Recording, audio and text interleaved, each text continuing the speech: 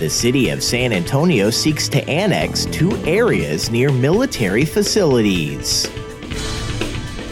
A former Ballet San Antonio dancer is not guilty of sexual assault. And San Antonio sets another rainfall record.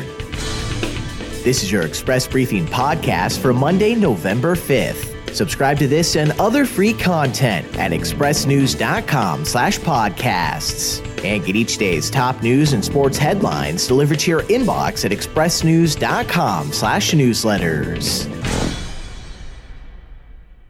For thousands of people living in Bexar County near Camp Bullis and Lackland Air Force Base, the results of propositions on Tuesday's ballot will determine whether they become San Antonians or stay county residents.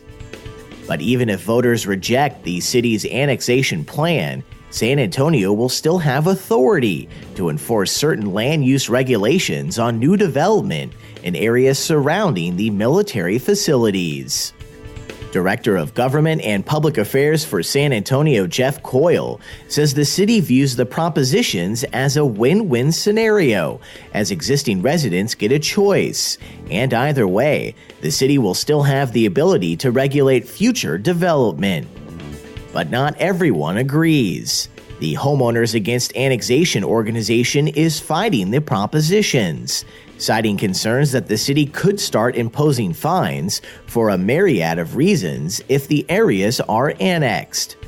And New Braunfels State Senator Donna Campbell, the Republican who authored the legislation that allows for the annexation vote, lost a challenge to the language San Antonio uses on the ballot. Before last year's legislative session, cities had far easier pathways to annexing land around their limits. But that changed in 2017, when the legislature adopted Campbell's Senate Bill 6, which requires cities and counties with more than 500,000 residents to get voter approval of proposed annexations. But last year's bill also included an amendment that allows those cities to extend land use ordinances into areas within 5 miles of military bases, even if voters there reject annexation. According to ballot language, if voters vote yes, it could take up to 3 years before they begin paying property taxes and receiving city services, but the city would immediately have the authority to impose fines and fees. Friday, a jury took only 2 hours to find a former Ballet San Antonio dancer not guilty of sexual assault allegations made by a former ballerina in the company. Prosecutors had alleged 27-year-old Hugo Rodriguez, once a rising star with the dance company, never received approval and forced himself on the victim in her bed in March of 2017. But the defense countered that the two had engaged in consensual sex. The alleged victim now regretted. Rodriguez could have faced up to 20 years in prison if convicted. The allegation of sexual assault came to light in the spring, a turbulent time for the city's premier ballet company, when the nonprofit had launched an internal investigation after a group of former dancers sent letters to the board complaining about artistic director Willie Shives, who departed in May without explanation. Hugo Rodriguez had also been fired.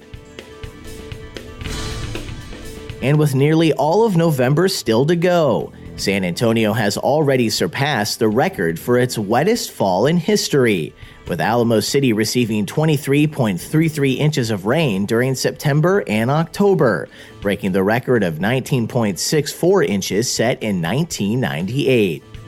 The record-setting fall rains have also recharged the Edwards Aquifer, the region's main source of drinking water.